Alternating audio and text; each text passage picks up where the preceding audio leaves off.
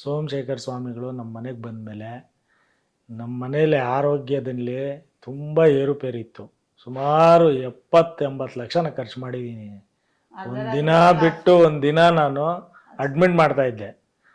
ಏನಾಗುತ್ತೋ ಗೊತ್ತಿಲ್ಲ, ನಾನು ಯಾರನ್ನ ನೋಡೋದು ಗೊತ್ತಾಗ್ತಾ ಇರಲಿಲ್ಲ. ಆವಾಗ ನಮ್ಮ ಅಣ್ಣನ ಮುಖಾಂತರ ಬಂದಿದ್ದ ಗುರುಗಳು ಅವ್ರು ನಮ್ಮ ಮನೆಗೆ ಬಂದು ಒಂದೇ ಸಲ ಬಂದಿರೋದು. ಇವತ್ತಿಗೂ ಬಂದು ನಮ್ಮ ಮನೇಲಿ ಕೂತ್ಕೊಂಡು ಈ ಥರನೇ ಇದೆ ನಿಮ್ಮ ಮನೆ, ನಿನ್ನ ಜಾತಕದಲ್ಲಿ ಹಿಂಗೆ ಇದೆ ಅಂಥೇಳಿ ನಮಗೆ ತೋರಿಸ್ಕೊಟ್ಟು ಬರ್ಕೊಟ್ಟು ಕ್ಲೀನಾಗಿ ತೋರಿಸಿ ನೀವು ಈ ಥರ ಪೂಜೆ ಮಾಡ್ಕೊಳ್ಳಿ ಸರೋಗುತ್ತೆ ಅಂತ ಹೇಳ್ಬಿಟ್ಟು ನಮ್ಮ ಕೈಯಿಂದ ಮಾಡಿಸಿ ಇವಾಗ ನೋಡಿ ತುಂಬ ಚೆನ್ನಾಗಿದ್ದಾರೆ ನಮ್ಮ ಮನೇಲಿ ಅವರು.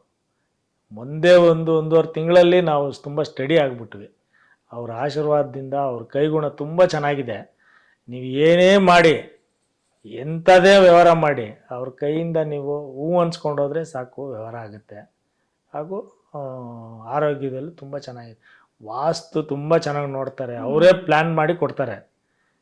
ಅದೇನು ದುಡ್ಡೇನು ಅಷ್ಟು ನೀವು ಆರ್ಕಿಟೆಕ್ಟ್ ಕೊಟ್ಟಷ್ಟು ಏನು ಕೊಡೋಂಗಿಲ್ಲ. ನೀವು ಏನು ಇಷ್ಟ ಬರುತ್ತೋ ಅಷ್ಟು ಕೊಟ್ಟರು ಸಾಕು. ಅವ್ರೇನು ಕಾಸೇ ಕೇಳಲ್ಲ ಅವರು ಪಾಪ. ಏನು ನಿಮ್ಗೆ ಸಮಾಧಾನ ಆದರೆ ನೀವು ಕೊಡಿ ಅಂತ ಹೇಳಿ ಒಳ್ಳೆ ಮನಸ್ಸಿಂದ ಮಾಡಿಕೊಡ್ತಾರೆ. ಆರ್ಕಿಟೆಕ್ಟ್ಗಿನ್ನ ತುಂಬ ಚೆನ್ನಾಗಿ ಮಾಡಿಕೊಡ್ತಾರೆ ಪ್ಲ್ಯಾನು. ವಾಸ್ತು ಅಂತೂ ತುಂಬ ಚೆನ್ನಾಗಿ ನೋಡ್ತಾರೆ. ಆರೋಗ್ಯ ಸಮಸ್ಯೆ ಅಂತೂ ಫಸ್ಟ್ ಕ್ಲಾಸಾಗಿ ನೋಡ್ತಾರೆ. ನಿಮ್ಮ ಜಾತಕ ರೀತಿಯಲ್ಲಿ ಏನೇನಿದೆಯೋ ಎಲ್ಲ ಹೇಳ್ಬಿಟ್ಟು ಒಂದು ಪುಸ್ತಕ ಮಾಡಿ ಕೊಟ್ಬಿಡ್ತಾರೆ. ಪದೇ ಪದೇ ನಾನು ನೋಡೋಕ್ಕೆ ಬರಬೇಡ್ರಿ, ನೀವು ಪುಸ್ತಕದಲ್ಲಿದೆ, ಆ ಡೇಟಲ್ಲಿ ನಿಮ್ಗೆ ಏನಾಗುತ್ತೋ ನೀವು ಅದನ್ನು ಮಾಡ್ಕೊಳ್ಳಿ ಅಂಥೇಳಿ 100-200 ರೂಪಾಯಿ ಪೂಜೆ ಮಾಡಿ ನೀವು ಪರಿಹಾರ ಮಾಡ್ಕೊಳ್ಳಿ ಅಂಥೇಳಿ ಅವರೇ ಬರಬೇಡಿ ಅಂತೇಳಿ ಆ ಪರಿಹಾರ ಬುಕ್ಕು ಕೊಟ್ಬಿಡ್ತಾರೆ. ಯಾರಾದರೂ ಕೊಡ್ತಾರೆ ಹಿಂಗೆ? ಆ ಥರ ಸ್ವಾಮಿಗಳವರು. ದಯಮಾಡಿ ನಿಮ್ಗೇನೋ ಕಷ್ಟ ಇದ್ದರೆ ಅವ್ರನ್ನ ಸಂಪರ್ಕಿಸಿ. ನೀವು ಒಂದು ಸಲ ಬಂದು ನೋಡಿ, ನಿಮ್ಗೆ ಸಮಾಧಾನ ಆದರೆ ಇನ್ನೊಂದು ಸಲ ಹೋಗಿ, ಇಲ್ಲಾಂದರೆ ಬರೋದೇ ಬೇಡ ಅವರು. ಆ ಥರನೇ ಹೇಳ್ತಾರೆ ಅವರು.